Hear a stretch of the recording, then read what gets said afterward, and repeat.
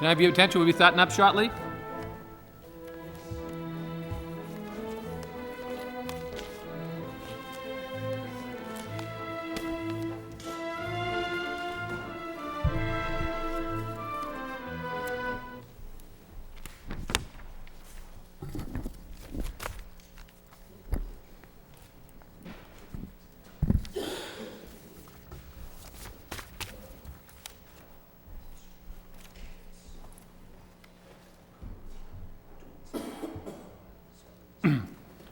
Good evening, and welcome to the February 19th, 2009 Planning Board meeting.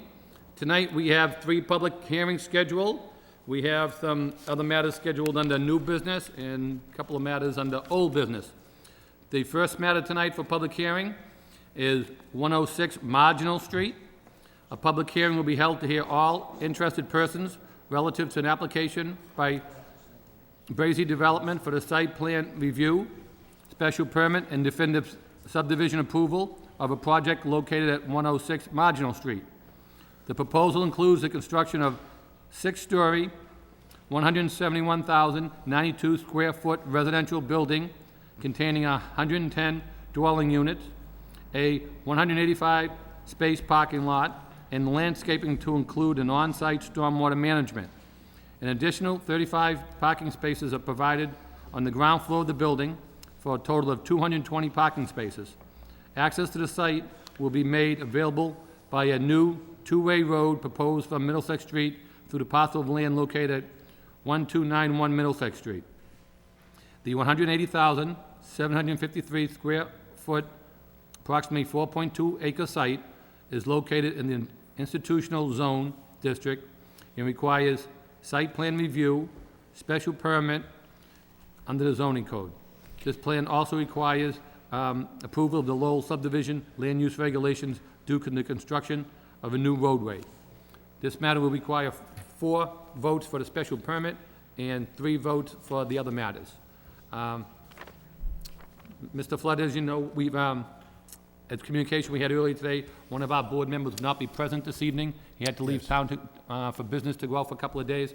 Therefore, you have a right to either request that this matter be continued until we have a full board, or if you'd like to proceed tonight. I'd like to continue it to your next scheduled meeting, Mr. Chairman, when you have hopefully have a full board. I did poll the board, Mr. Flood, and I've been assured by all the board members that we will be here on the March 2nd date. Good, thank you. So, the only request I would have, if the board members are in agreement, that I know the timetable might be getting late for the 90-day approval, if you could send something over to us that you have no objection for the matter being continued past the 90-day period?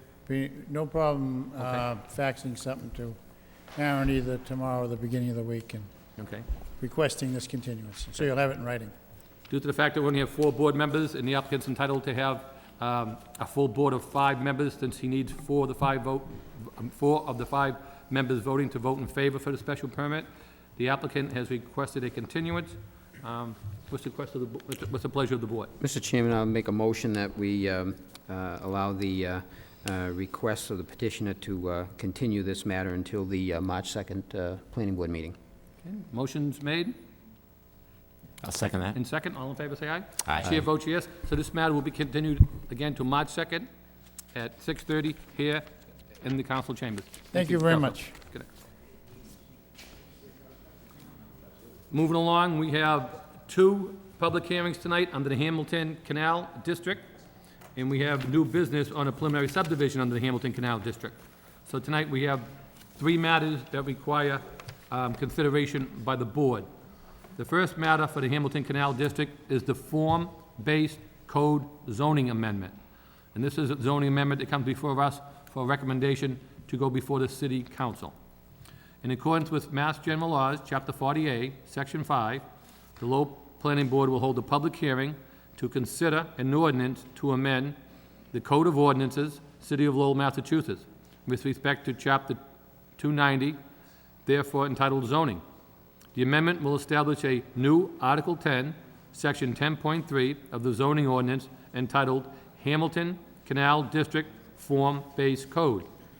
The amendment will establish procedural and functional requirements for permitting development within the Hamilton Canal District that is consistent with the goals of the Hamilton Canal District Master Plan dated September 2008, and the Jackson, Appleton, Middlesex, also known as the JAM Urban Renewal Plan. Second matter that we have on for the Hamilton Canal District is a subdivision regulations amendment, and this requires a vote from the board. In accordance with Mass General Laws, Chapter 41, Section 80Q, the Lowell Planning Board will hold a public hearing to hear all interested persons relative to amendment of the subdivision of land regulations of Lowell, Massachusetts. The amendment would establish a new Appendix A entitled Subdivision Standards for the Hamilton Canal District. The new section will provide procedural, technical, and functional requirements for streets, open space, utility, infrastructure, in order to provide for streamlined permitting of development proposals. The proposed amendment will ensure development that is consistent with the vision of the Hamilton Canal District project as established in the master plan for the district, which was dated September 2008, in the objectives of the Hamilton Canal District project as proposed in the zoning amendment established under Section 10.3 of the zoning code. These are two separate votes. I believe both of the matters are going to be overlapped in the presentation, so if we could have the applicant address both of the matters, and then the board, at the end, I will take up one vote for, one for the form-based code and one for the subdivision regulations. Is that okay with the applicant? You want to address them both at a time, or is it easier Sure. to take one at a time? That's perfectly reasonable. If there's no objection of the board, we can take them together, and if people have any statements in favor or against either or both, they can express those as we go, and then, because they are very much intertwined documents. Typically, most form-based codes like this would cover the two in a single document. The nature of Massachusetts general law requires us to separate them, so that's why they are separate pieces. So if you have no objection, I'm Okay, yeah, happy if to you do could that. just state your name and position for the board, and we'll hear from anything you'd like to say. Sure. My name is George Proakis. I am the Planning and Permitting Director for the City of Lowell, the Division of Planning and Development. I am not going to spend a long time going through the nuances of the code tonight, as we have had numerous earlier discussions on this as it has been through the process of being created, and you're probably pretty familiar with it. But what is in front of you tonight is for your recommendation to the council, the changes on zoning proposed by creating section 10.3 and a couple of housekeeping pieces that need to happen in order to go with that, in terms of changing some wording in the way that the sections are set up so that the graphic design to become part of the standards of the code, as well as a proposed amendment to the 1983 document that is the subdivision of land standards for the city of Lowell. We have interest in the future of potentially working with you on updating the rest of the subdivision standards, but the amendment that's proposed tonight would specifically only apply to development in the Hamilton Canal District.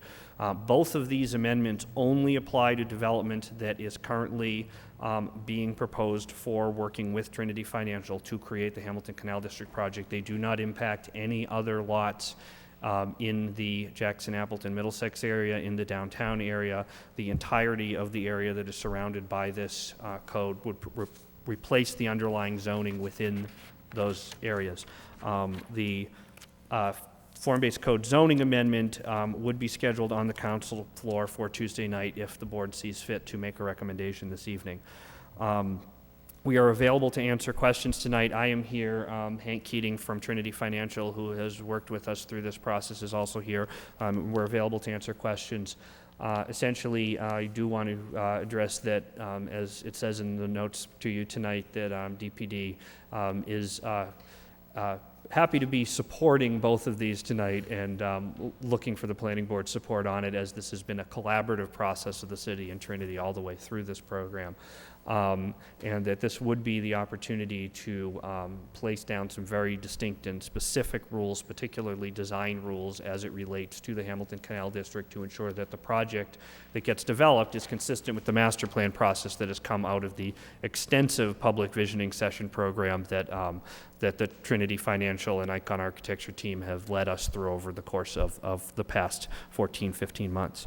One minor housekeeping item: there is a small document that should be in front of you this evening. Since the code was presented to the council, and as we were putting the subdivision standard part of the document together, we and the developer came to the conclusion that the lot line between Lot 7 and 8 would better support the redevelopment of Appleton Mills if that line were in a slightly different location than it is shown on the code.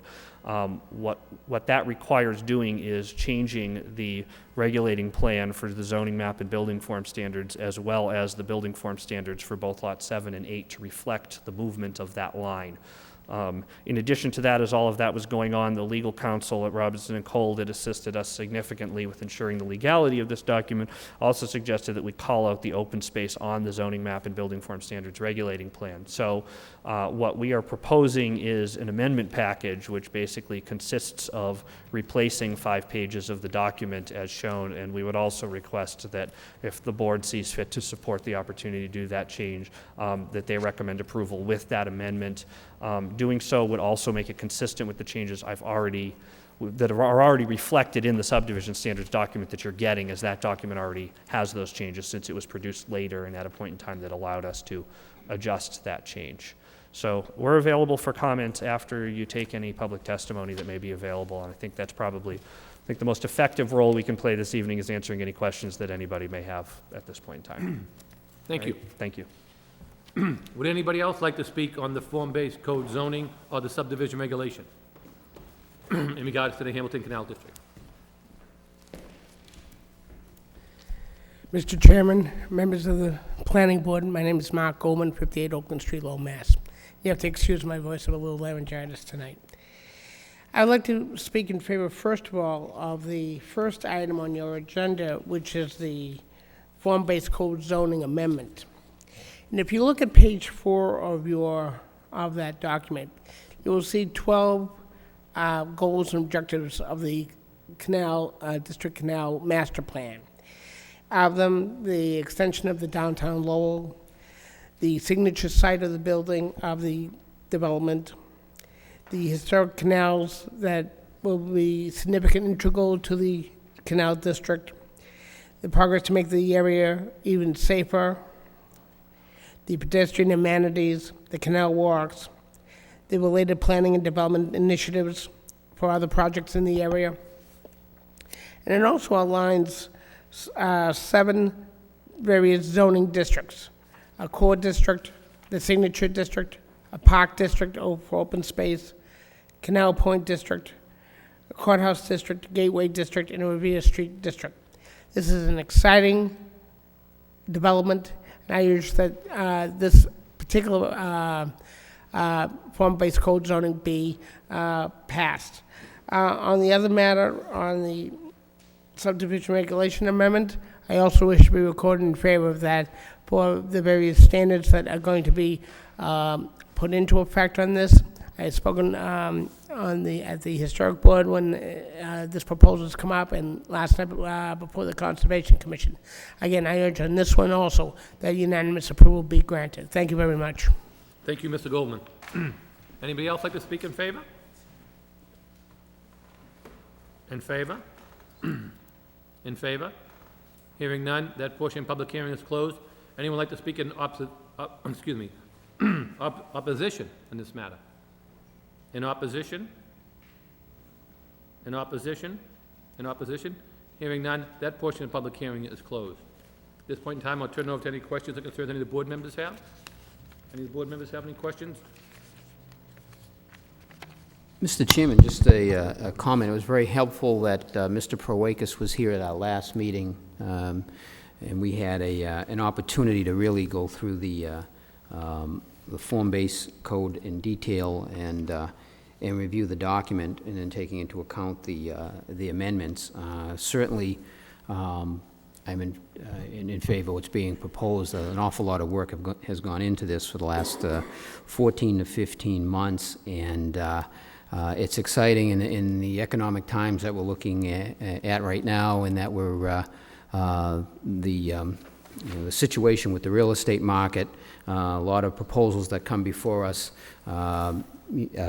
somewhat short-term in the sense that they're brought to us with the idea that they can go forward with development in a very short period of time. This is really a long-term commitment to this site, to this area.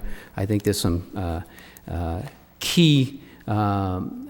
key steps that will happen early on to show a commitment to that project and to show some progress in the area, and obviously to preserve some of the structure that's there.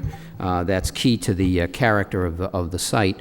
But this is really a long-term commitment to revitalizing that area, connecting the downtown with a major gateway, being the Gallagher Terminal, the common area, and then the Lord Overpass, and tying that. And I know, I did attend a few of the sessions that it was crucial to try to tie it into the downtown as well. The document itself, I have to commend Mr. Proakis, working with Trinity and working with interested stakeholders in that neighborhood, and working with the law firm of Robinson and Cole. And I'm familiar with some of their real estate work, and I think we engaged one of the top firms in the state to work on this as well. I think this is a quality document. I think it's something that's fairly unique in the state of Massachusetts, and I'm certainly in support of it, and I have to commend everybody that's been involved with this. Thank you, Mr. Fischett. Any other board members, any comments? Mr. Gentleman? Thank you, Mr. Chairman. Just briefly, just to echo the comments of my colleague, I think this is obviously a carefully thought-out plan of how to develop this area.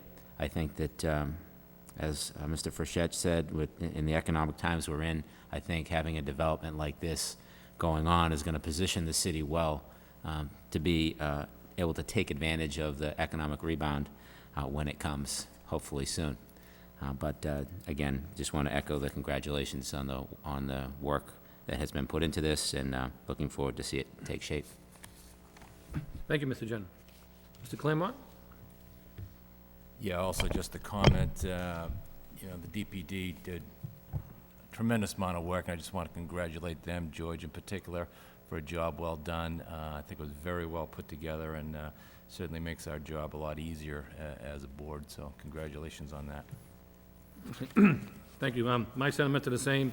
I think it's nice to see that Lowell can take on a project like this and continue to move forward when we see how much difficulty all the other cities around us are having. And I think it comes down to the type of people we have working for our Division of Planning and Development. So I'm in favor of the form-based code zoning as well as the subdivision regulation amendment. So in saying that, if we could take a vote on the first matter will be the form-based code zoning amendment. And what we'll do now, we're taking a vote for the recommendation to go before the city council. And I believe with that recommendation is to adopt addendum number 1 that was given to us tonight to be included in that recommendation. Is that correct, Mr. Perk? If you asked us to adopt, if I heard your proposal correctly, you want us to adopt this amendment that you gave to us this evening, correct? Yeah, I'd like you to recommend it with the amendments. Okay. So what I'd be looking for is a motion to allow the form-based code zoning amendment as amended with amendment number 1 for the recommendation in favor to go, so the recommendation can be moved before the city council, who will be addressing this matter next week. Mr. Chairman, I'd like to make a motion that we recommend to the city council approval of a form-based code zoning amendment with the amendment number 1 to be incorporated into the zoning ordinance. A motion's been made. I'll second that. Motion made and second. All in favor, say aye. Aye. Chair votes yes. We have 4 in favor and none against, with 1 absent. Moving along in the matter, now we have the second matter will be a vote for the subdivision regulations amendment, which we discussed at length at the last meeting when we had the benefit of the Mr. Proakis giving us an updated version in regards to the whole packet, and we had a film presentation and the whole package delivered to us. So in this one would be whether we are in favor of the subdivision regulations that were given to us at our last meeting. So, what's the Mr. Chair- pleasure on the vote to to approve the subdivision regulations as amended. Mr. Chairman, I'd like to make a motion that we approve the subdivision regulation amendment as presented. We have a motion made. Do we have a second on the motion? Second that. Motion is made and second. All in favor, say aye. Aye. The chair votes yes, so that matter carries 4 in favor, none against, and 1 absent. Moving along, we have one more matter for the Hamilton Canal District, and this comes in under new business, and this is for what happens on the preliminary subdivision plan. Under the new regulations that we approve tonight, the matter comes for us first under a preliminary subdivision, and we make a vote on the preliminary subdivision, then it comes back in front of us again for definitive subdivision. So tonight, we're reviewing the preliminary subdivision of the Hamilton Canal District. The Lowell Planning Board will review a preliminary subdivision plan submitted by Trinity Hamilton Canal Limited Partnership for a combined and divided existing parcel in the Hamilton Canal District into 17 parcels totaling approximately 589,960 square feet of land. The 17 parcels will be developed as mixed-use commercial, residential, retail, parking, and open space, and includes the design of approximately 2,080 linear feet of new public way and widening the length of Revere Street right-of-way by 30 linear feet. The new roadway will include the construction of a new bridge over the Hamilton and Lower Pawtuckaville Canal, an expansion of the existing bridge over the Merrimack Canal. The site is in the Hamilton Canal Form-Based Code Zoning District. The board will take a vote to approve or not approve upon completion of a preliminary review. May we hear the applicant for the preliminary subdivision, please?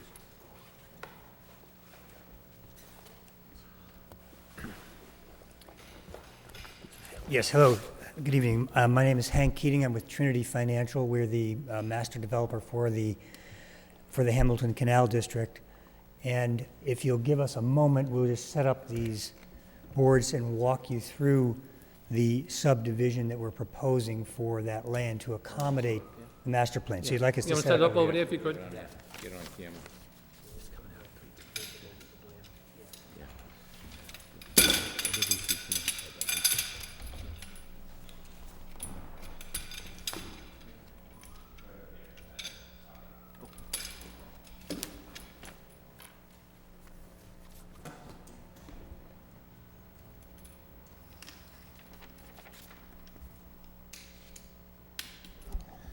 They can use that microphone right there. Perfect. Check 1, 2.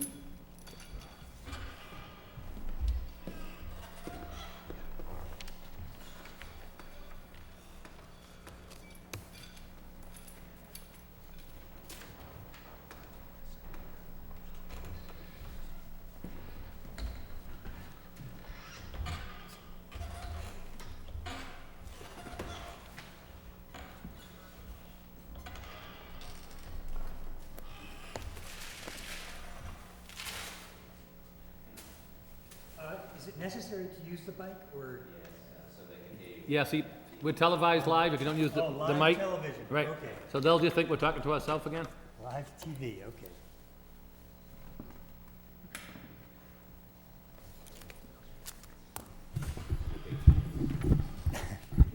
So as long as that green light's on, you should be all set, it'll pick you up pretty good. If you want to pick the microphone up, whatever's easier for you, whatever you feel more Yeah, comfortable with. I think does that work? Sure. Okay, great. Once again, I'm Hank Keating from Trinity Financial, and I wanted to, some of you are probably familiar with this, but I wanted to very briefly just show you the master plan as it's been designed through the charrette process, and then as it's been reduced into the subdivision proposal that Charlie Weir from Meridian Associates will present to you in a moment. It's a beautiful document, but it's pretty dry compared to this is what this is all about. So the master plan involves the construction of the new Revere Street, as you discussed that, the widening of that, a new bridge across the Hamilton Canal, and then a new street grid that comes in heading north and then turns to the east and then runs up across a new bridge crossing over the Lower Pawtucket, and then it comes back up and links into a new street that ties into the existing Broadway bridge across the Merrimack Canal.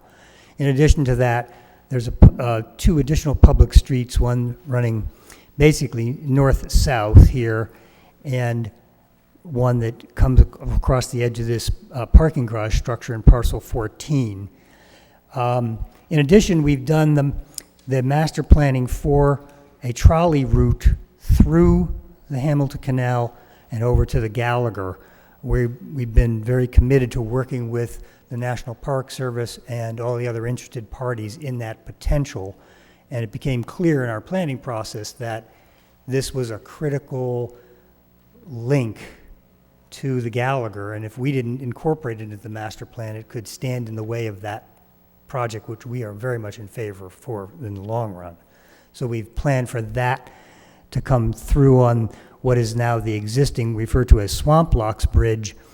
That will get replaced ultimately in this plan as a pedestrian and trolley only bridge that then ties into the new street we're proposing to come out to Revere. We've divided this now into the 17 parcels. The main feature of this is that the beige color is intended in the master plan as residential, up to 700 units of housing. And then we have commercial buildings, and we've selected the site here out on Revere Street as a commercial block because it relates directly to the new Lowell trial court site, which is here. That is on schedule to be completed in probably 3 to 4 years. And what we would do is plan to develop that site in conjunction with that so that we have new office space adjacent to that court. Then we've, early on in the process, we identified the National Park Service parking lots up here along the Merrimack Canal as being critical to this overall district, but interestingly not part of the original RFP offered by the city because it was National Park Service land. But we felt very strongly that if we're going to develop, close to 1.8 million square feet of new uses here, and we're going to hide it from Dutton Street in behind parking lots, that would be not a good formula for success. And we also felt that these parking lots, those sites, represented some of the best locations for major commercial activity. Our goal here is to make these parcels, 15 and 16, a very desirable location for a major office user to move into Lowell. We want to compete with the office parks on 128 and 495. We want to say, you'd rather be in Lowell. We can provide you a package that will get you here. And these are the kind of sites that are going to do it, out on the edge with visibility right at the main entrance, consolidated. And it also offered us the opportunity then to accommodate that. To compete in that market, we have to be able to offer the parking. So we have planned a 980-car parking garage here to service these and other uses on the plan, and replace the National Park Service spaces also. So they would move into that parking garage as part of that. We have to be able to offer those kind of amenities if we're going to be able to draw those kind of tenants. So this was a big issue for us. So that's the overview. This is the exciting overview.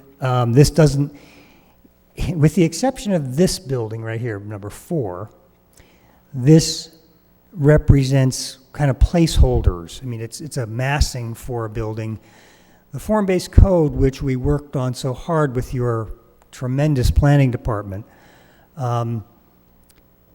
was set up to require that what is going to be built will have, in general, this kind of massing in nature throughout the district. It won't look like that.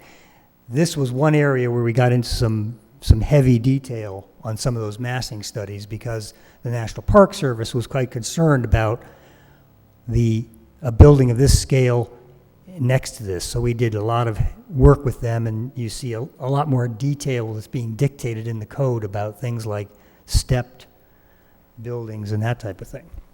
So this is our master plan. We're here this evening with our preliminary subdivision plan to accommodate that, and I'd like to turn this over to Charlie Ware from Meridian to walk you through that and then answer any questions you might have on it.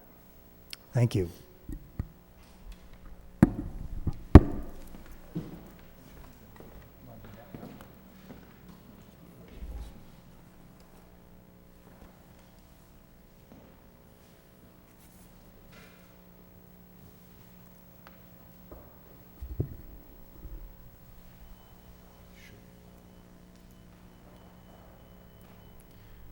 Thank you. For the record, Charlie Ware, I'm with Meridian. I'm a civil engineer with Meridian Associates. As Hank mentioned, my plans are a little more dry than his plans. What you're looking at right now is sheet 9 of the preliminary subdivision, and what the 9 sheets represent. The earliest sheets show specifically property line. This particular sheet shows why. The reason I'm showing you this one shows the proposed roadway for what we call the southern island, and it shows what Hank mentioned. This is what we refer to as the southern island, and then this here is the northern island. And I'll flip this over in a second and show you what's going on with the northern island. As Hank mentioned, there's details here for the widening of Revere Street, and part of that widening is leaving a space holder for potential trolley in the future. There's some improvements to the drainage out in this area. There's some new drains which actually connect into the existing drainage system, which then drain into the Hamilton Canal. Once we cross the bridge and get onto the site, Street C comes up and it intersects with Street D. And Street D runs in this location and then turns the corner. And I believe it's Street E that crosses the bridge and goes over the Lower Pentucket Canal. We collecting, again, that gets the stormwater. We're collecting the stormwater in catch basins along this roadway. There's 2 outlets into the canal. They actually empty into existing raceways, but it's collected through catch basins, and it's piped to a unit which is called a storm scepter, which provides pre-treatment before it empties into the canal. So we'll be improving the water quality from this site, and we empty into the canal at this location. And this location we'll also be connecting to water main on Jackson Street and bringing water down and through the site across the we'll call it the East Street Bridge over the Lower Pentucket Canal. And when I flip this over, this is going to connect up and into the water main on Dutton Street and complete that loop. The site used to be serviced by sewer lines, which actually run along the canal walls. And one of the provisions was to abandon those and to put in new sewer.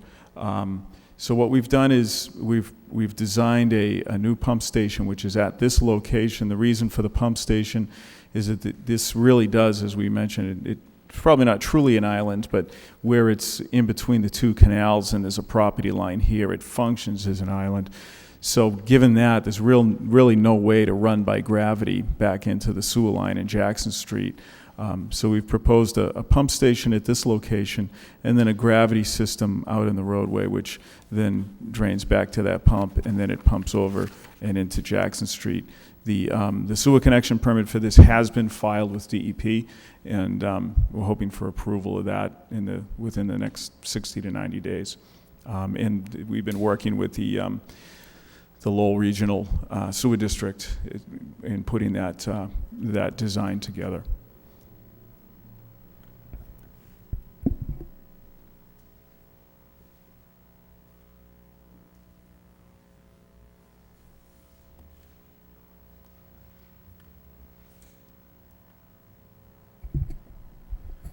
This is sheet number 10, and as I mentioned earlier, this is it's this northern island, and it looks kind of like a raceway. This is, again, the bridge over the Lower Pentucket Canal, and then Street E takes a slight turn and then runs via Street F, and we'll probably come up with better names for these at a future time.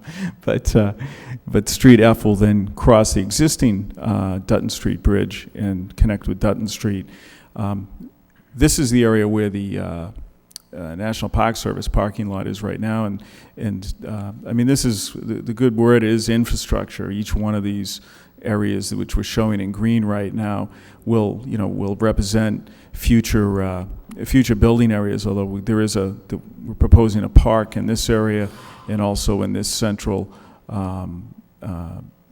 courtyard, so to speak, in here, and then these run out and around the buildings. These back roads are more for the purposes of gaining access to the, it's really the front of the building which faces Dutton Street, although the retail portions of the building that we imagine would be along this cross street, which I think is Street G.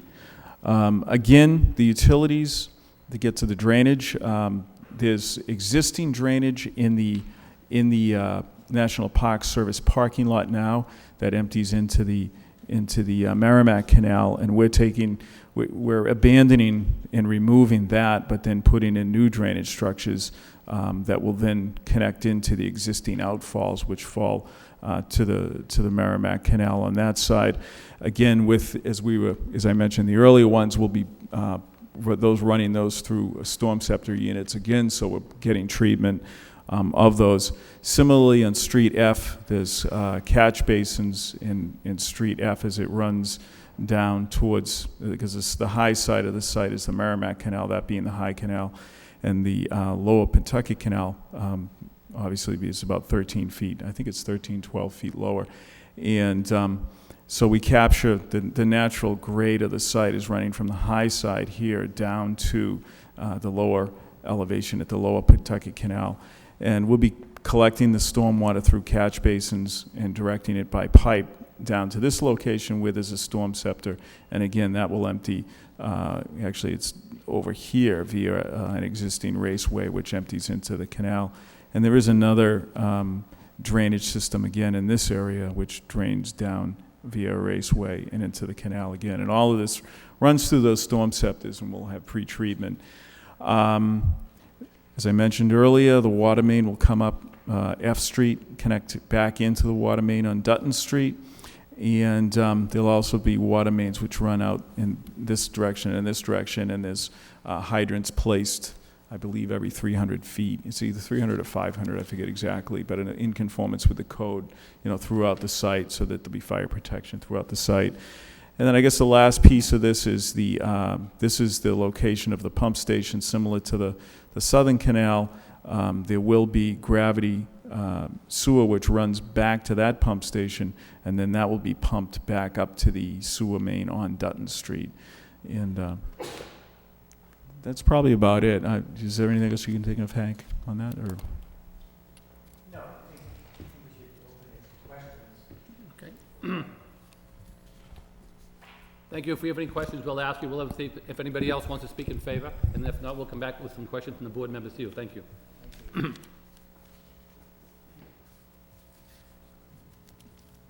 Anybody else like to speak in favor on the preliminary subdivision for the Hamilton Canal District? Mr. Chairman, members of the planning board, ladies and gentlemen. For the record, my name is Mark Goldman, 58 Oakland Street, Lowell, Mass. And I urge that the planning board vote in favor of the preliminary subdivision.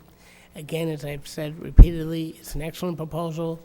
It is the biggest development the city has seen in years and decades, and it will revitalize the downtown, extending the downtown, increase the tax base of the city, and it's a great, great development.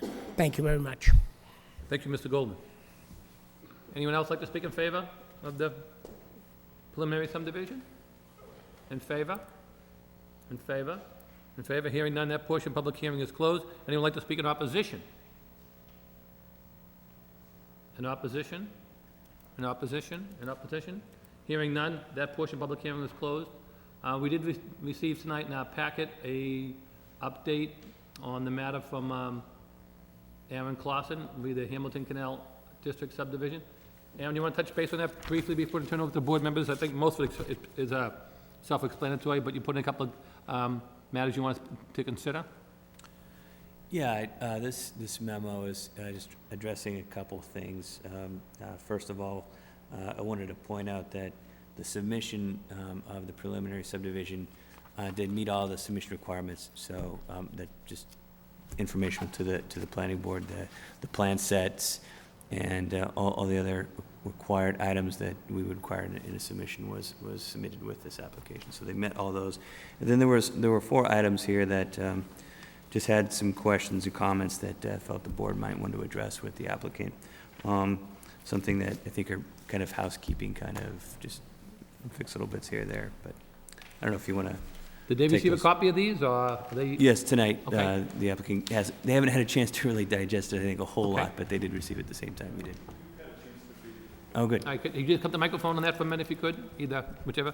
So I know this was given to us tonight, I don't know if you had a chance to digest that. Yeah. He has come up with he's recommending 4 matters, one being the applicant show pump stations located in front of lots 7 and 11 on sheets 9 and 10. Would you have any problems with that? No, we don't have any problem with that. We're working on that currently, and we are extremely concerned about the aesthetic impact of these pump stations. And the next one was number 2, according to section A71, technical requirements, typical street cross-section should show all utilities, electrical, telephone, gas, and the definitive subdivision plan. The preliminary plan shows sewer, drainage, and water infrastructure in all cross-sections. The definitive plan should show a typical cross-section with electrical, telephone, and gas. Yeah, we have no problem with that. We will And upgrade number that. 3 is just section A71, also specifies the minimum standard of street construction.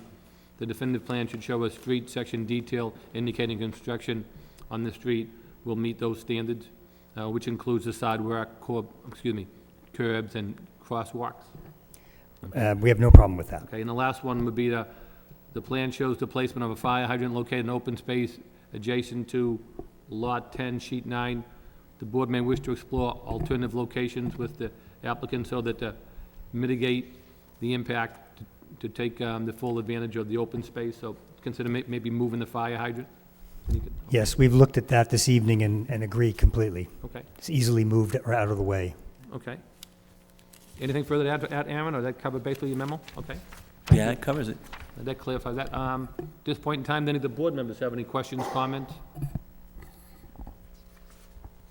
Mr. Chairman, if I may, and I know you may get around, I think typically you do the department comments. I just have a question from the fire department. I said, had already had a meeting with developers and Bob Camacho about fire department concerns, one of which to do with the site plan, fire department apparatus access to at least one side of all buildings must be paved access. If you could just elaborate a little bit on that as to what their concerns were and if in fact Yes. they were. It's in the primary area of concern was in what we refer to as the mill yard. This is an area where the street runs through here. I think it may actually show up clearer on this drawing than that one. Yeah. So you see that the street line runs through here, and then you see the depth that there is to the backside of the existing Appleton Mill building. And their concern was being able to get fire apparatus to locations close to the backside of this building.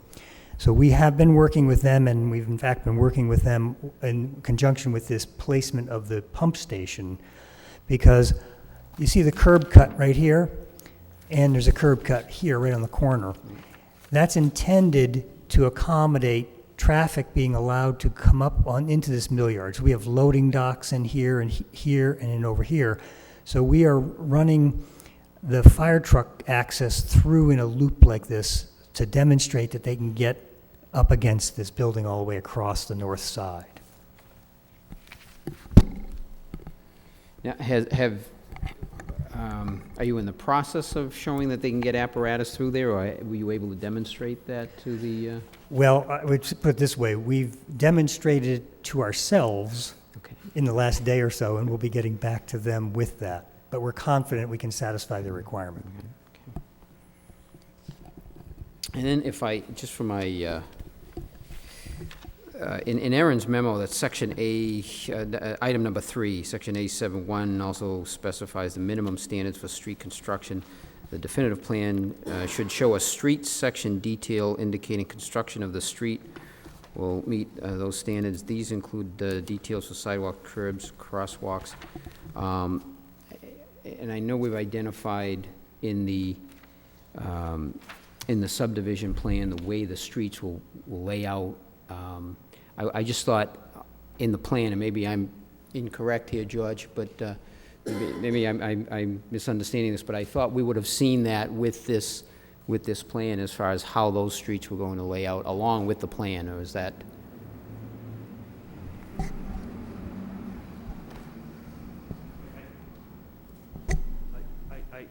I think that they meet all of the standards in terms of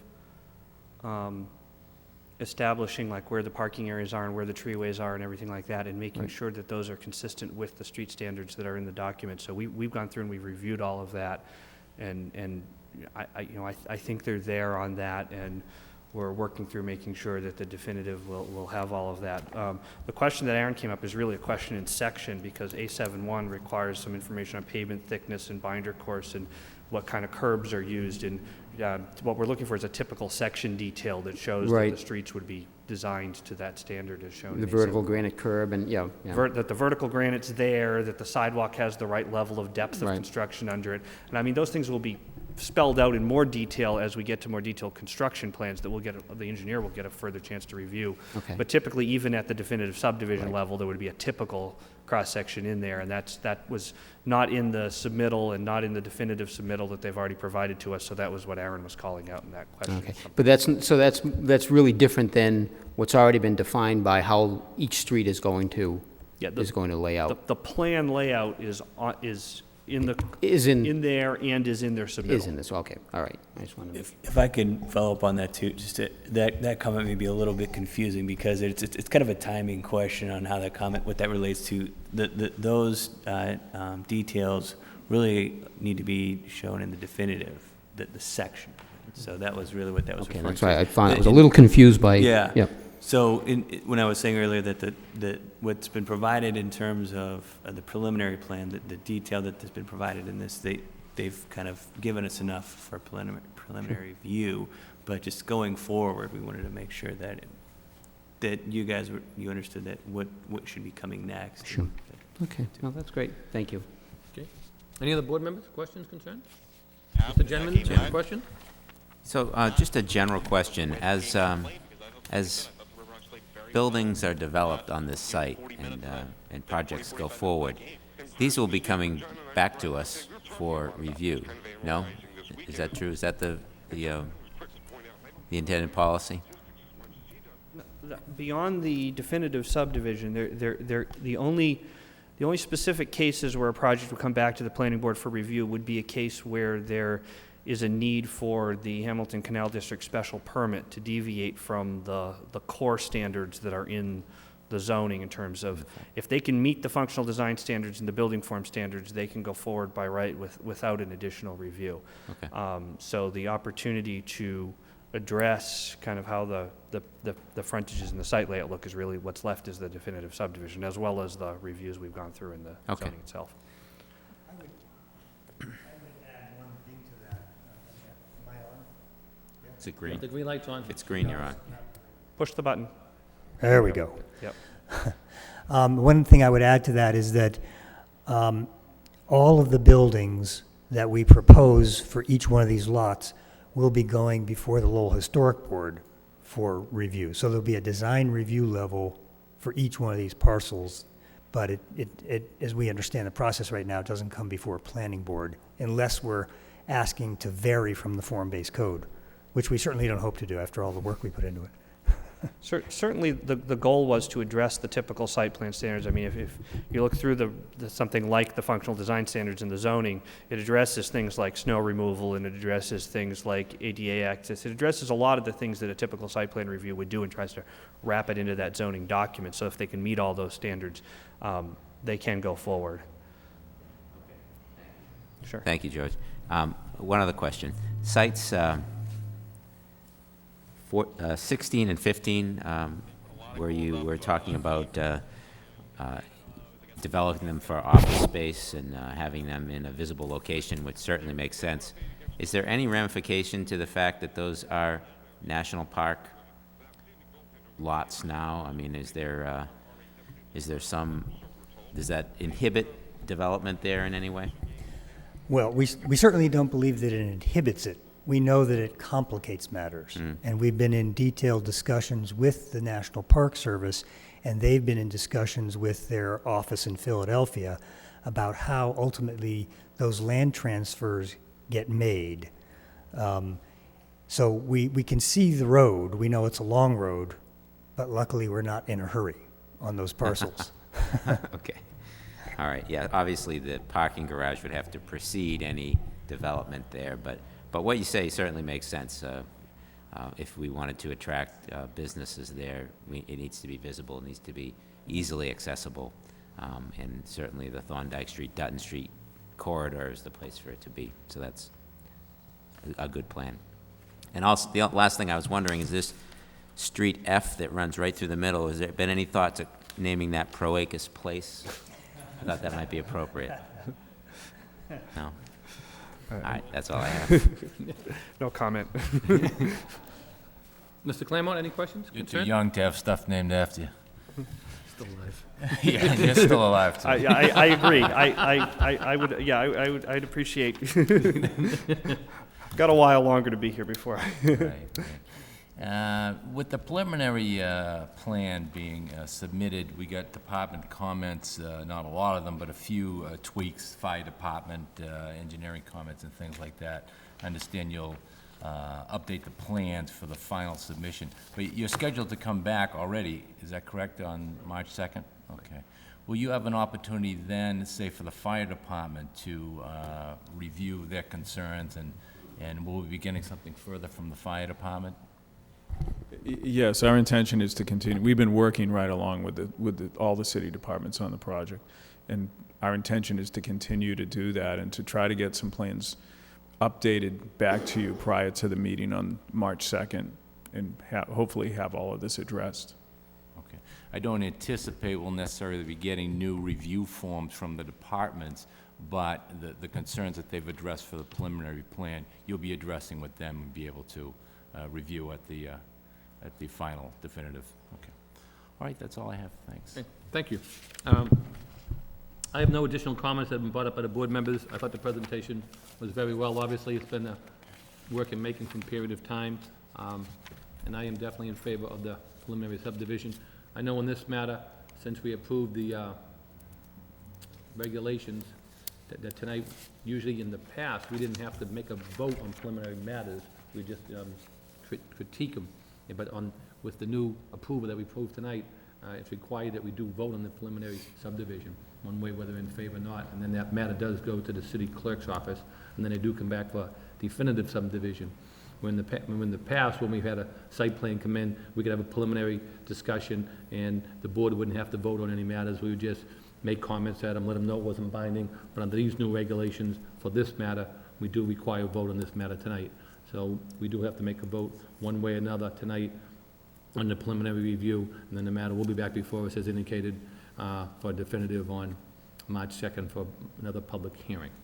So at this point in time, what's the request for the board for a motion in regards to the preliminary subdivision?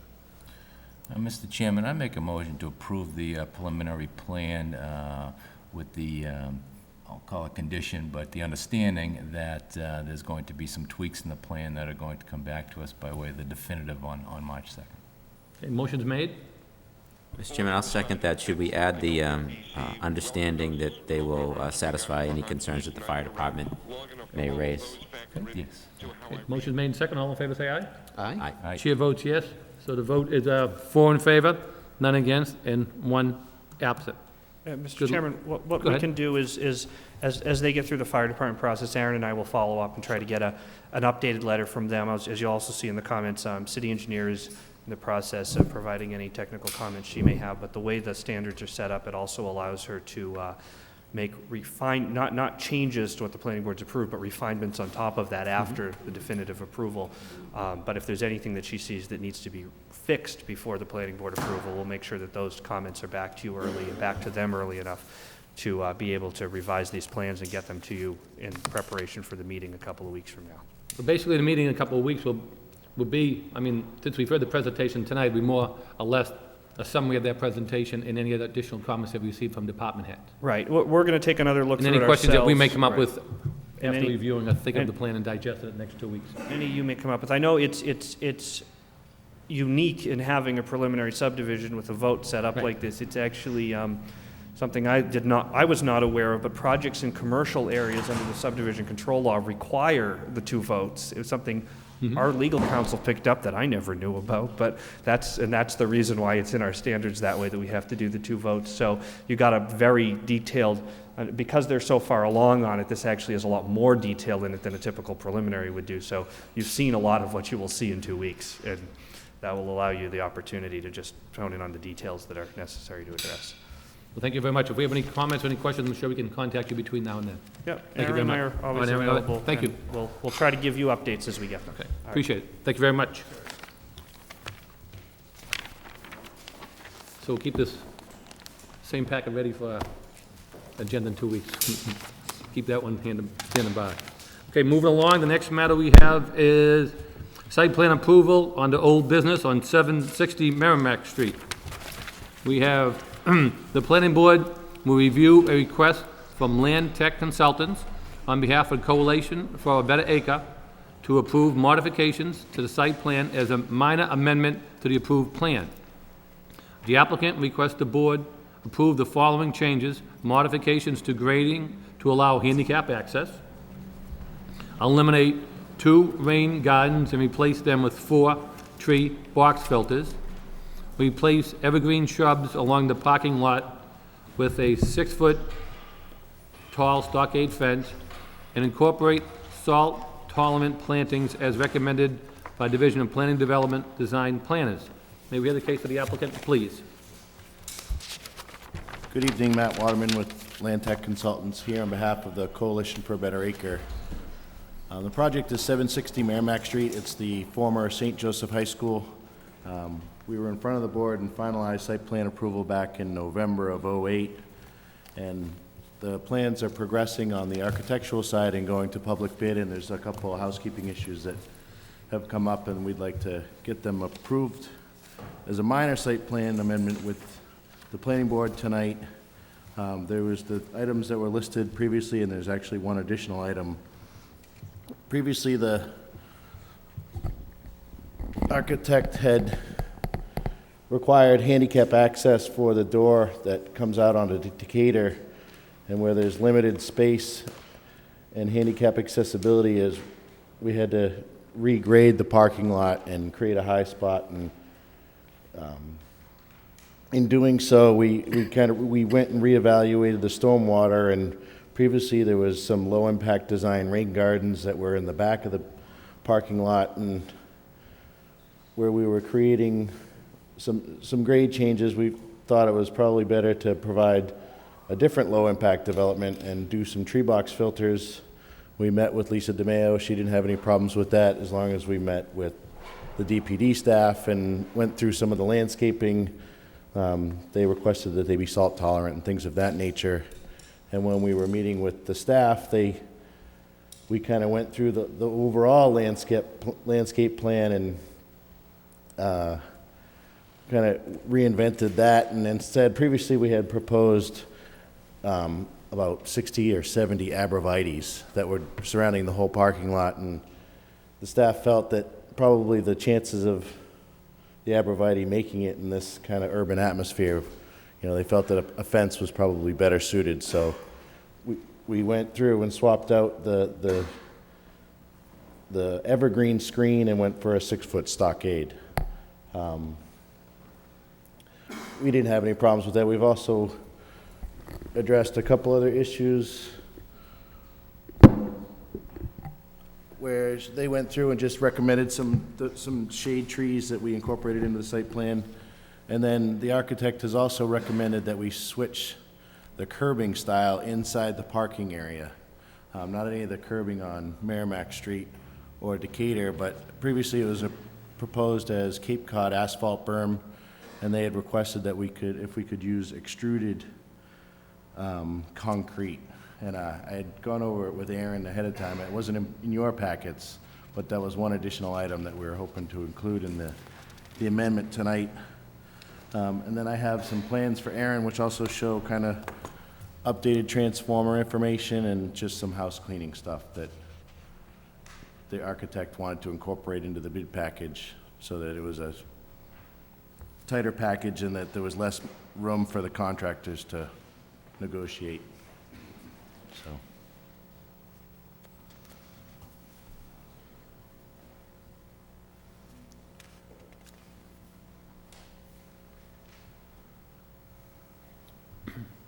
Could you just go over that last one for me again, about the concrete? I didn't catch all of that. Yeah, Thank you.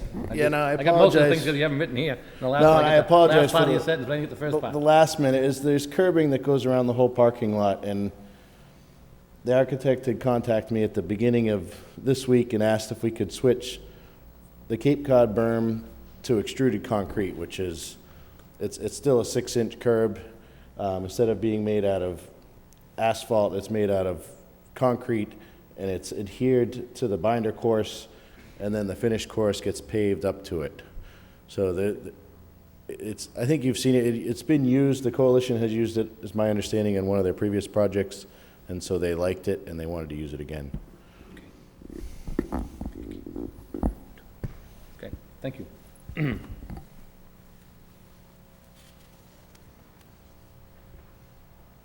Jen Riverhawks go to the forecheck. Rope off in center.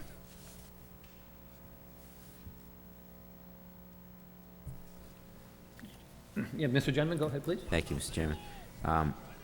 Where were the rain gardens that are being eliminated? Previously, they were located in the back.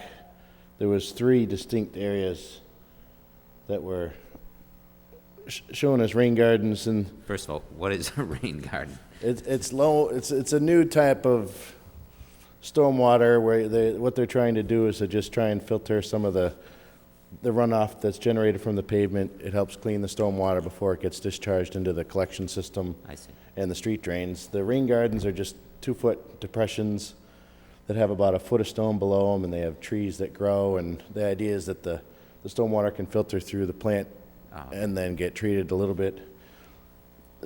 The hard part was that they were kind of at the high end of the parking lot, so they weren't catching a lot of the runoff and we weren't, I think it satisfied what we were trying to do, but where we were regrading and creating a high spot here, and all the runoff's gonna be going to either there's a catch basin here and here, we wanted to get the opportunity to just go through one of these 4 rain gardens and felt that it would probably pick up more stormwater and provide better treatment.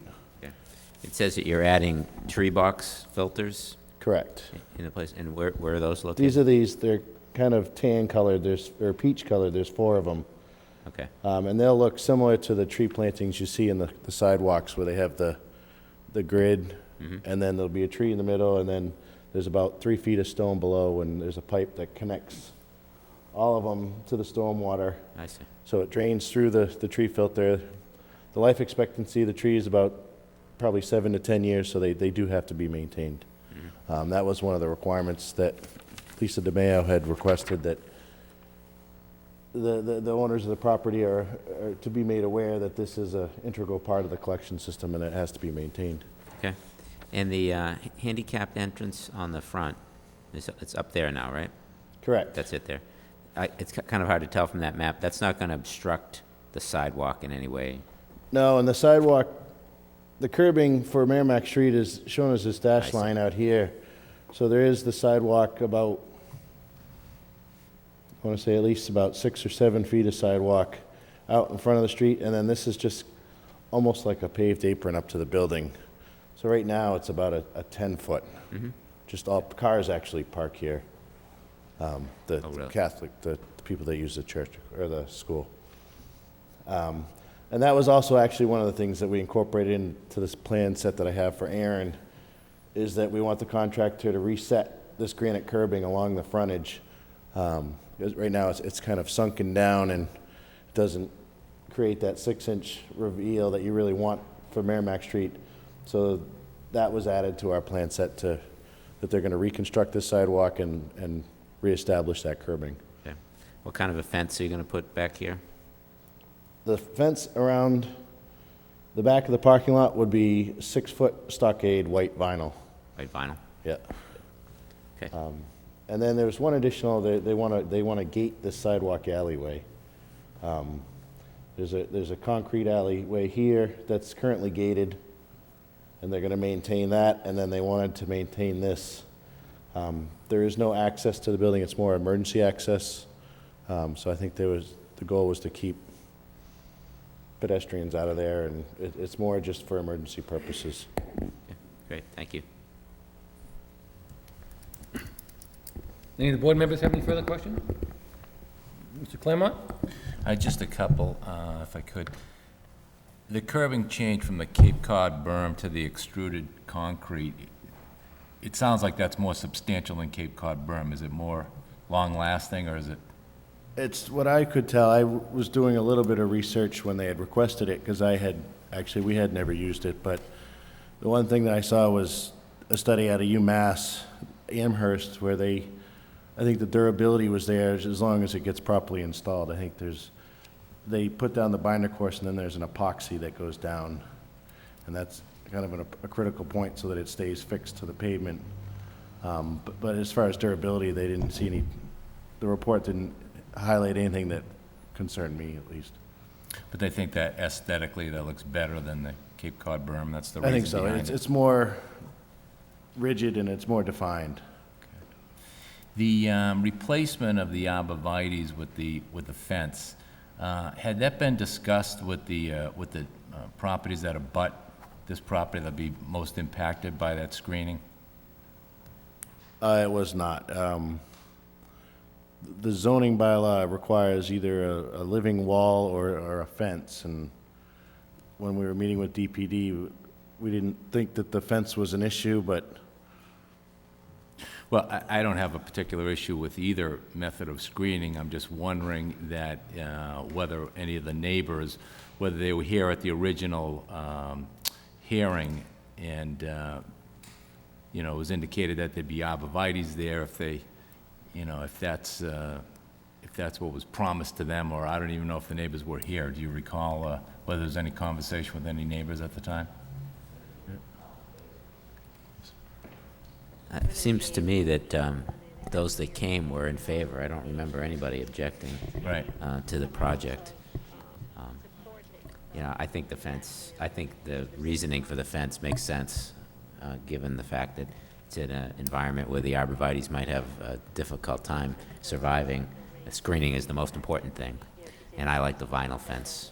So I know Mr. Lockhart usually disagrees with me on that, but he's not here tonight, so we can go with the vinyl. As I said, I don't have any objection to either method of screening, but I would have a concern that if a neighbor came in, saw a plan that had arborvitaes, they're not notified of any potential change. This is not a public hearing, so to speak, so they weren't even put on notice that there's going to be a change. Like I say, I don't have a problem with it either way, but it would be nice to have a conversation with the neighbor to say this is what we're doing, just to, you know, keep them informed as far as that's concerned. And I do congratulate you on bringing in the proposed change without just making the change, which has been a problem and a lot of the credits recent go to the history. architect. He's been going through the final bid package, and he's trying to, like I said, trying to make it as strong a document as possible so that there's not much room for the contractors to add on and those types of things.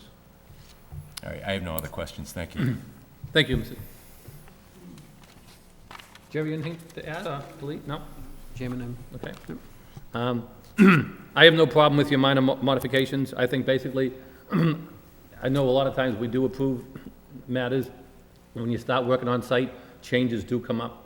And sometimes when you address those changes, I think in a case like this, by addressing those changes, you make it a better site approval. And you know, these things do unfortunately come up on different sites where sometimes people just continue working, complete the work, then come back in later. But I think as you went along, you found these changes would help make this site better. And I think, you know, went with the Division of Planning and Development, you spoke with the city engineer, you got their comments before you went further, you discussed it further with them, and they gave you some feedback, and as a result of their feedback, you come in requesting these changes. So I have no problems with the minor modification to these changes myself. So, saying that, what's the wish of the board? They're requesting that we approve the site with the 3 minor modifications as listed, and the 4th one to be as indicated, to change the Cape Cod berm to the type of concrete as indicated. Mr. Chairman, I move we approve the site plan approval with the proposed changes. Motion's made. Any second on that matter? I'll second that, Mr. Chairman. Any further comment or discussion on the motion? Hearing none, motion's made and second. All in favor, say aye. Aye. Chair votes yes. The matter's been approved, 4 in favor, none against, and 1 absent. Good luck. Thank you. Thank you very much for coming with the plan. There's some consideration as to paving Decatur Street all the way out. They're funding it as a separate item, and if there's enough money, they're gonna pave. Decatur kind Street, of yeah. to, I think they feel the neighbors will appreciate it, that it improves their project. Is that something that this board would want to see before, if they get to that point and they still have money, or?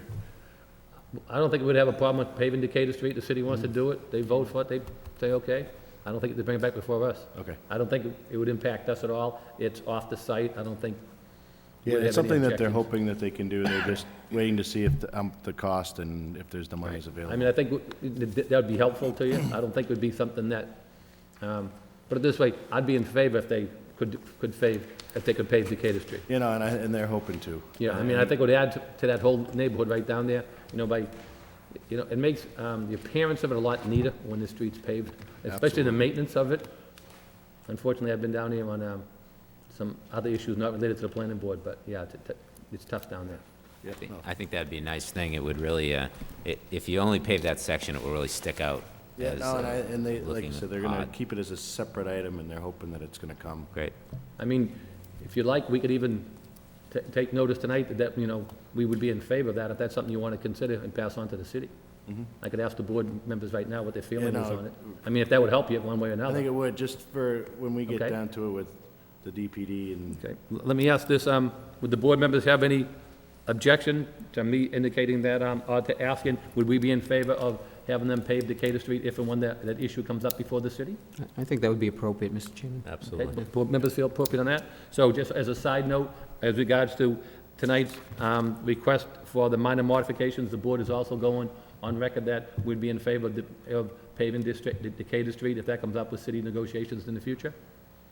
Okay, and the board's all in favor of that, so we'll just put that down as a side note that we took action on that as well, if that helps you out. Yep, no, thank you very much. Thank you for bringing it to our attention. Good luck with your amendment. You're welcome, sir.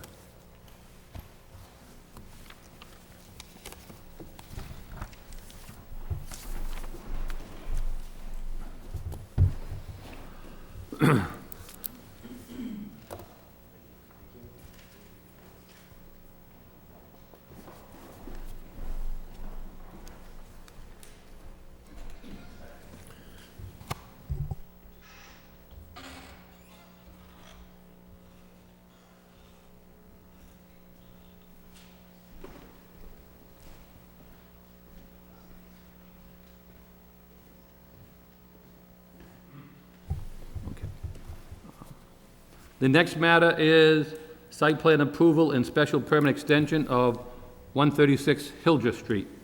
The planning board will review a request by Richard and Deborah Colangio of 495 Main Street, Groton, Mass. To extend the 2-year lapse period placed on a site plan and special permit approval. May we hear the case for the applicant? Should I stay here? Yeah, you can stay right there, just turn the phone on. Just to let you know, we do have 4 members available this evening, and what we've been telling the other people prior to your arrival is, if they would like to have this matter considered by the full board, you can request a continuance if you like, or if you want to go forward before the 4 board members, that's totally up to you. I made that presentation along early in the evening before you come in to all the other applicants, just to let you know. So whatever you desire, sir, we're more than happy to listen to you. Thank you. You know, I think we could certainly proceed. I appreciate your time, and I know we had a mix-up there in January, so appreciate the board giving us the opportunity to come in and hear our side of it. As you said, we're looking to extend the special permit on 136 Hildreth Street. I think at this point, there's several things that I'd like to, hopefully get across. Hopefully by the end of the, my brief statement here, will show our, good cause on why we think that we'd like the board to extend it. And I have to kind of back up a little bit and hopefully give you a little background. The property itself, since we purchased the property and got the permits and went through that whole process, it took us almost 2 years at that point from the time we got the planning board approval in '07, and I think at that point it was a good plan. Everyone had agreed to that.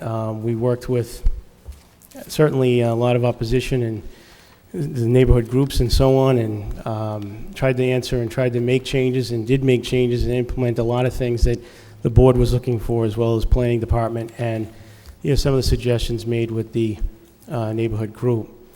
A lot has happened, since then. Since that '07 time, it seems like, the fall of '06, economically, just economy, in my two businesses, one is real estate and one is development, both have been pretty much hit, pretty hard. And we just, kind of was hoping that this was a short-lived thing. We would all see it pass. We know that that's not the case, and things are probably a lot worse than we all expected. And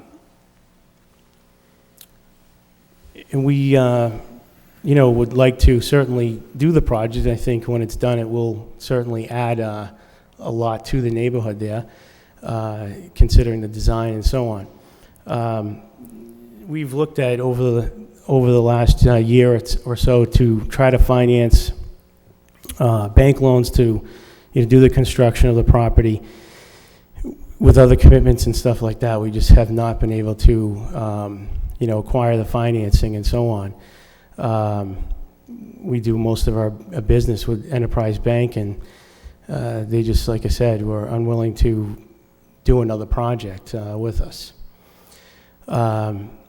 And not to say that couldn't change in the future. I mean, in another 2 short years, it may be still the same. We don't know, but we're certainly hope to try to make something happen in the next couple of years. I think the plan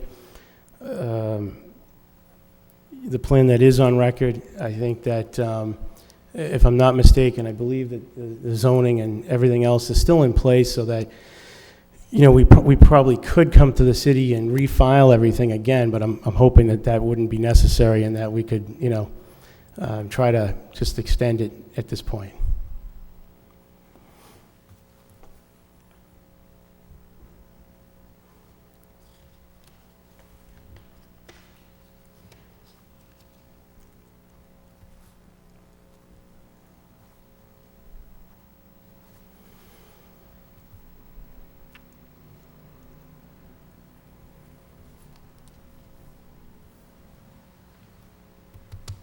Anything else, sir?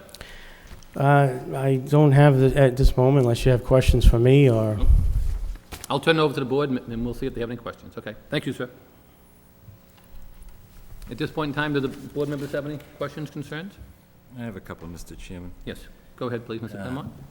On the original approval in 2007, a couple of the conditions were listed. One, that the applicant must work with DPD on developing the final architectural plans for the site and incorporate reasonable recommended changes into a final set of architectural plans for the project.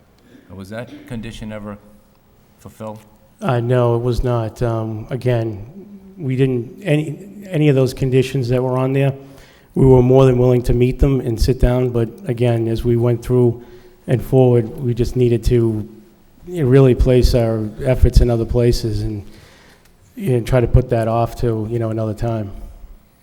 In the second condition, the applicant must work with DPD's design plan on a final landscaping plan for the site. The final plan must be presented to the planning board at a public meeting once the plan is finalized. Was that ever? Again, as I said, none of those were, had gone forward with. I'm not here to stand, to say that we, worked and tried to, we didn't start the project. It's a two-family right now. There'd be no sense in, we thought, to keep, putting more money and effort into the project or even take it down or do any of that stuff when, right now, the city has certainly, an asset there or a tax base, and we're paying our, monies there. We have a mortgage on the property and stuff too, and we have people that have been there for now like 3 years. So, I don't think it's a bad place to obviously be. We try to maintain it and keep it up, and we just try to do what we can. Well, in order to grant an extension under our bylaws, I believe we need to find good cause to grant an extension.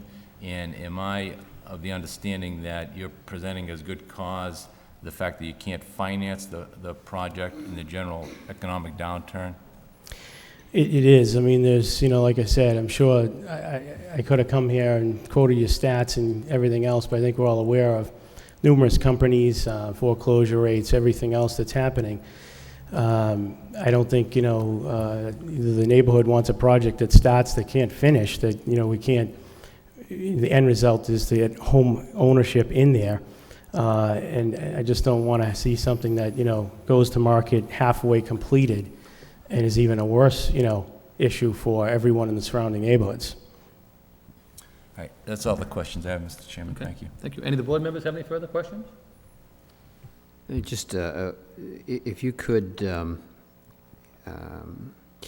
and we're somewhat of the history of this site, but when were you looking to go to DPD to work to satisfy those conditions? Because I believe it was to come back to the planning board after you had sat down with them. And, trying to establish good cause, I certainly understand some issues that you may be having, but, I'm looking at this more in the sense of good cause as it relates to the site itself. I mean, you could use economic conditions for not doing anything right now as good, attempting to use that as good cause. I guess my concern is, or my question is, at what point were you looking to resolve these issues with DPD? Well, again, we weren't trying to put them off or, but again, developing landscape plans or other architectural plans and stuff, we had done a number of plans and sat down with them and got their feedback. It was just a question of not time, but, basically money, economics. I didn't, like I said, have the ability to generate, these things for them. I've also, like I said, I mean, I can understand what you're saying about good cause for the site. I've spoken to a number of people, and obviously, from some of the name tags here, I see that people are attorneys and so on. Nobody seems to know or can tell me what like good cause is. Is there, a definition that it seems kind of vague. So I don't know about the site, part of it, but the site and myself and the economics of just, time, I think rolls into everything. And I think that if it's something that, we could bring back to the board and file again and go through that process and stuff, if we have that ability, I just don't know why we would, not be willing to extend it now. What harm it would do if we, extended it to 2 years. I have no other further comments, Mr. Chairman.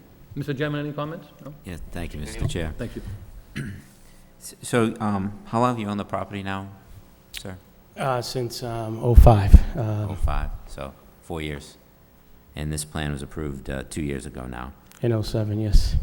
During that time, have you done anything to maintain the property or upgrade the property? I wouldn't say upgrade, no. We've just done maintenance, anything that's come up either interior or kept up with, just the exterior and stuff like that. At one time, we had, one of the tenants was taking care of a yard and stuff like that, and things weren't getting done, as they should. And we rectified that. So it was a brief moment in time when there were a few things that, again, weren't probably, kept up on a regular basis as far as lawn cutting, but the rest of it, we do what we can. Right. Because, I mean, it doesn't look like much has been done. If you look at, if you looked at the property, like I said, since we purchased it, I mean, again, it's vinyl sided and stuff like that. There's not much that, needs to be done on that. And again, it's just, maintaining the yard, and stuff. So, again, we've certainly done some work inside. So in talking with some of the neighbors up there, I mean, they're in favor of this project going forward because they feel that the building's an eyesore. And, I think as a landlord, regardless of whether the project goes forth or not, you have a responsibility to maintain that property and to keep it up to standards. I think the houses in that neighborhood all show pride of ownership, and honestly, the neighbors up there feel as though this property is dragging it down, and it's disappointing. And although it has nothing to do with good cause, it's difficult for me to feel as though we have a landlord who's not keeping his end of the bargain, is looking for us to extend this date further. So, I mean, that's a problem for me.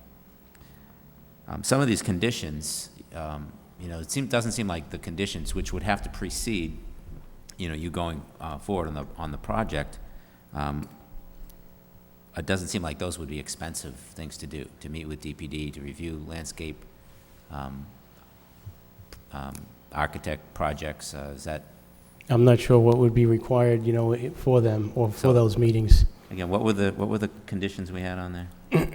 Well, there was 13 conditions placed on it to begin with. Mm-hmm. That's when the matter came back from land court. And of the ones, there was 2 that he hasn't done yet.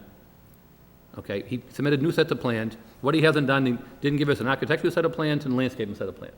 Those are the 2 conditions that we asked him to do, and he agreed to do when he was present here with his attorney that night, and then he gave us the plans, and he has, to date, not complied with either one of those 2 remaining conditions. 2 sets of plans. And my turn. Excuse me, sir. And for the matter to come back before us for public hearing to finalize it. So we haven't received those 2 sets of plans.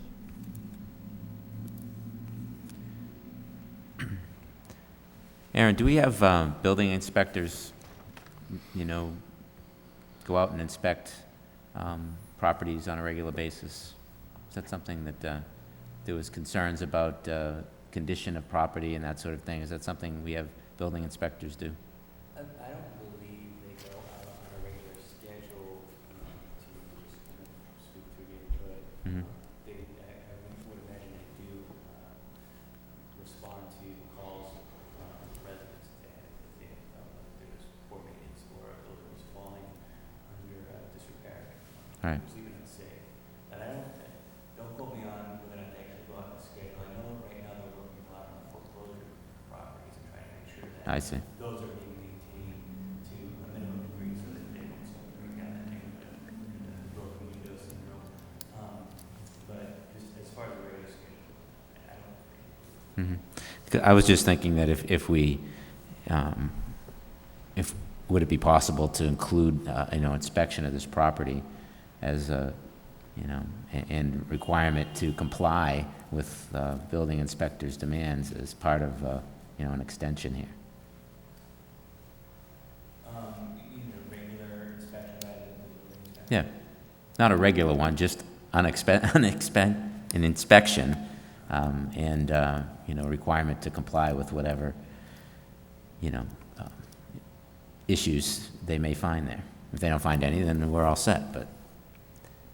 I'm not too sure. I'd have to talk to the building commissioner about what our ability is. Right, because that's something that concerns me. I want to make sure that, in the interim, that this property's maintained. And,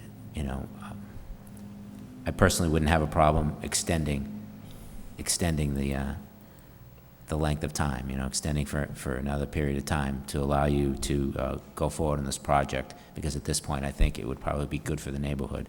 But in the interim, I want to see the building maintained to a reasonable level, and I think it would make sense if we could have a building inspector go out there and do an inspection, and if there's issues that need to be dealt with, put them in as a requirement. It's a thought I had. If I may, just to comment on that, the building, hasn't changed. In the condition that it's in now was the condition that the previous owner had it in. We've maintained it. Anything that we've had to do, our tenants are very happy there. They certainly, anytime they have a need for anything, they can contact us, and they do, and we take care of things for them. I definitely, when someone says it's not being maintained or it needs to be maintained to a reasonable, level or care or something, every property is different. Every property has its own look, feel, age. Our property is not the worst property in any stretch over there. It's actually a nice property, and we do maintain it. So I every time I hear that kind of thing, it kind of insults me, because whether I'm not on the property or whether I'm out of town, I still take care of it. I still go to the property to do anything that needs to be done. So, I do think it is, like I said, in good condition, and there are other properties right nearby that are a lot worse than mine, and they're certainly living in the properties, and they're keeping it, in that condition. Nobody goes to, argue that point with them. Well, this is the feedback I get from the neighbors. And I think if you look around at the houses in the immediate area, they all show, I've been there many times. Well, then you should know. I think the properties there are well cared for, and yours is an exception. That's a concern of mine. Thank you, Mr. Chairman. Basically, a couple of comments that I have is, basically, you look back, the question is to extend the site plan and special permit. Before we extend the site plan and special permit, I think the board has to consider what we feel is good cause. Basically, when we approved the project, we put on 13 conditions that were acceptable by the applicant with his attorney. To date, he has not fulfilled those conditions. He has not started any work on the project, hasn't fulfilled the conditions that we placed on the board. Then he comes in and he indicates to us that, well, because of economic concerns. Well, economic concerns affect different people in different ways. This is not like buying a piece of property when you sign a purchase and sale agreement and you say, subject to financing. We don't approve projects subject to financing. So if you come in and say, my finances aren't that good, economic concern, therefore I'm requesting the matter be continued further. You don't give us any guarantee in your own statement that that's going to even change in the next 2 years. So we could be back here again in the next 2 years and say, well, my economic concerns haven't changed. I want another 2 years. And where do we go from that? I strongly believe that, in my opinion, under the legal standard for good cause, you have not met the good cause for us to extend the special permit and the site plan. You haven't met the conditions, you haven't started work, you haven't done what we requested you to do 2 years ago. Therefore, in my opinion, I'm of the opinion that I'm not going to vote in favor of continuing your request that this matter be continued out for a further period of time, because I don't think you've shown good cause on your behalf. That's my opinion. I don't know what the other board members' feelings are, but do you want to take the chair? I'll make a motion. I can make a motion, Okay. Mr. Chairman, because I do agree with you. I believe, in the 2-year period, the two conditions have not been satisfied. I believe the inability to obtain financing is not a sufficient good cause that could give rise to a extension in this case. In my mind, a good cause is if your project gets appealed and you cannot build it for a period of time. Certainly that would be good cause that would warrant an extension, or if circumstances beyond your control were evident, that would certainly be a good cause. I don't think the general economics are a good cause, and I don't think, based upon that, we can continue it beyond the 2-year period. You're certainly eligible to refile at any time. If and when you're ready to move forward with the project, you can refile and have it heard at that time. But in my opinion, I would not support the extension. I'll make a motion to deny the extension. Motion made, further discussion or a second? I'll second that, Mr. Chairman. Motion made and second, all in favor? Aye. Aye, chair votes yes, not to extend the request for the continuance. Your excuse, sir, thank you.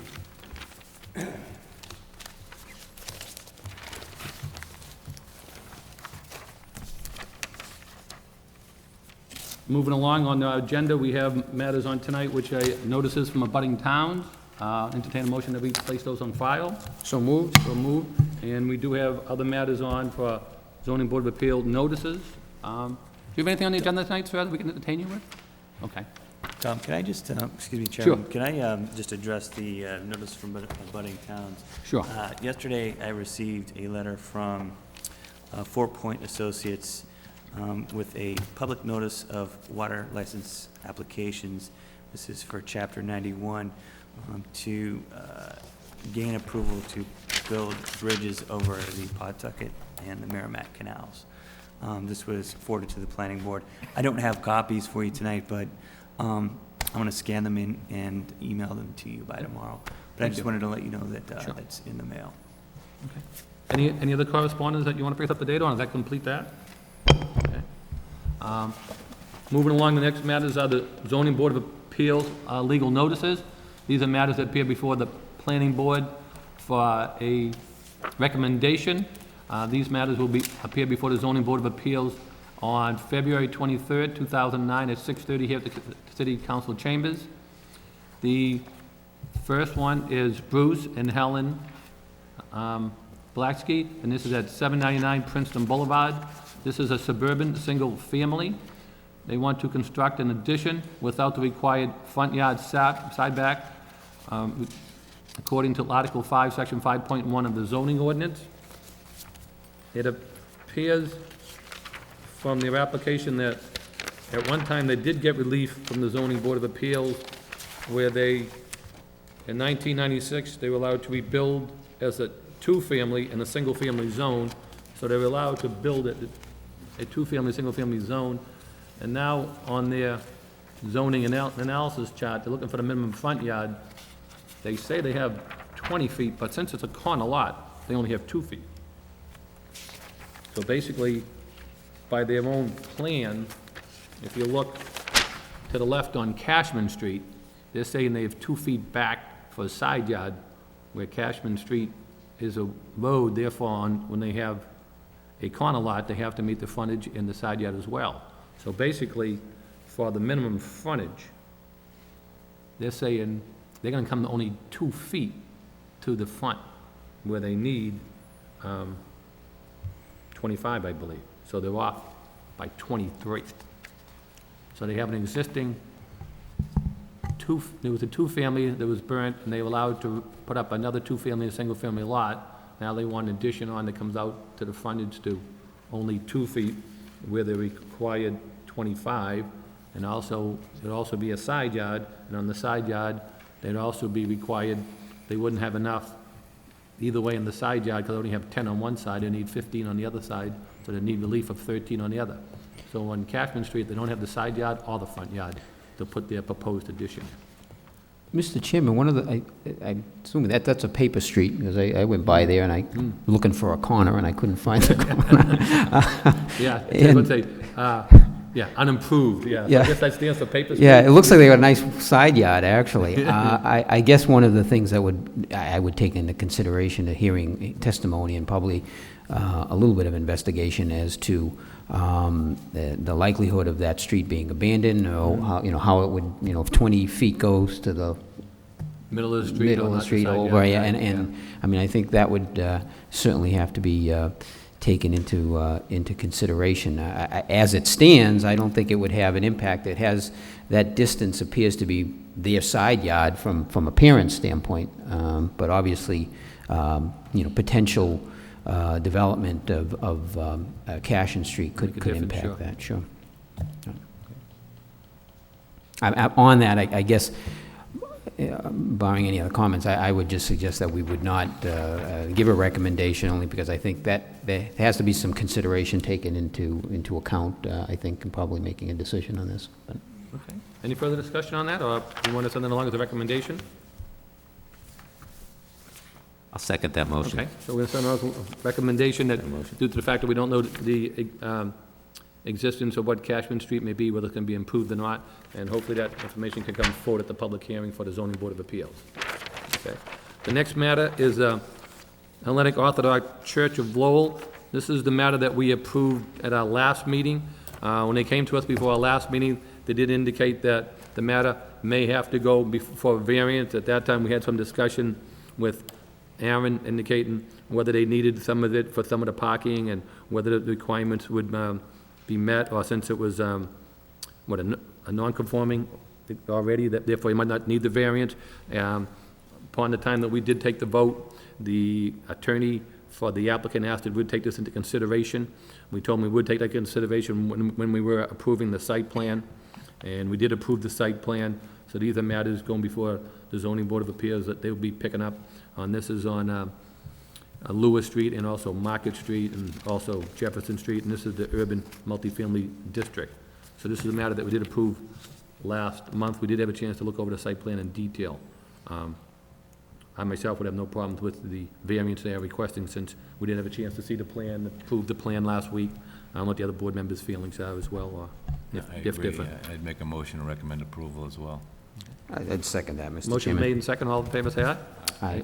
That recommendation is an approval to the zoning board of appeals. That completes the recommendations to the zoning board of appeals.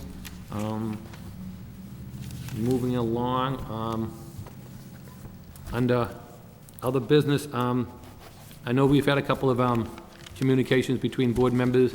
I think we've come up with a definite time and date for a site visit. I believe we could determine for 1519 Middlesex Street. The site visit will be next Thursday at 5:30. I believe between all the emails kicking back and forth, that's what we came down upon. So I did speak with Mr. Lockhart, who couldn't make it tonight's meeting. He's agreeable to that meeting as well, and I told him we'd give him a follow-up on that. Anybody else here in the audience have anything before the board before we consider any further correspondence or any other updates made of the planning board members? Hearing none. Anything else, Aaron? If not, we'll entertain a motion to adjourn. So move. Motion's made and second. All in favor, say aye. Aye. Chair votes yes. We have adjourned. Thank you, and good luck, everybody. Have a good night. Thank you. Thank you very much.